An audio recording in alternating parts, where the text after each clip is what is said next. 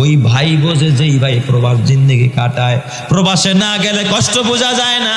মা কাছে নাই, বাবা কাছে নাই, জ্বর হইলে দেখার কেউ নাই, অসুস্থ হইলে দেখার কেউ নাই, রান্না করার কেউ নাই, কান্না করারও কেউ নাই। তোরা যদি আরেকজন সেটা ধমক দেয়, মারে, সারানের মতো কোনো মানুষ নাই।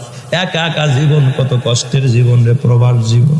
এর থেকে জেলখানায় বন্দি থাকা আরো ভালো। এত কষ্ট করে আমার প্রবাসী ভাইয়েরা, আমার যুবকেরা, ও এলাকার মা বোনেরা, ও বিবিরা, যার স্বামী প্রবাসে থাকে, বিবি গো, কথা দিয়া স্বামীরে কষ্ট দিবি না।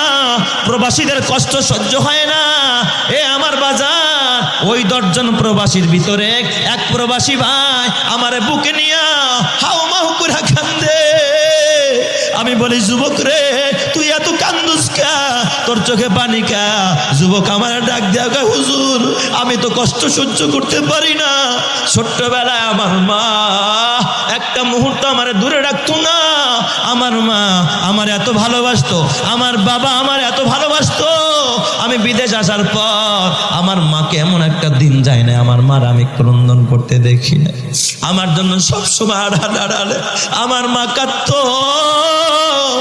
হুজুর, গত 3 মাস আগে আমার মা দুনিয়ায় নাই। আমার ওই অভাগা মা মারা গেছে।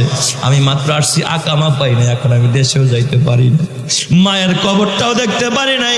মারে মরার পর একটা নজর দেখবো তাও পারি না। হুজুর, এখন আমি আর রাতের বেলায় ঘুমাইতে পারি না, কারণ আমি আসলাম মার জিন্দা রাইখা, এখন বাসায় গিয়া দেখবো আমার মা কবরে শুয়ে আছে। আমি তো আমার মারে এখন কিছু খাওয়াইতে পারবো না।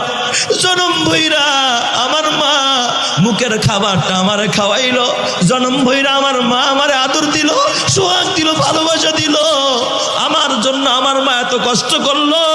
কিন্তু আমি প্রবাস জিন্দেগিতে এখন টাকা কামাই, হয়তো লক্ষ লক্ষ টাকা নিয়ে বাসায় যাব, কিন্তু মারে পাবো না।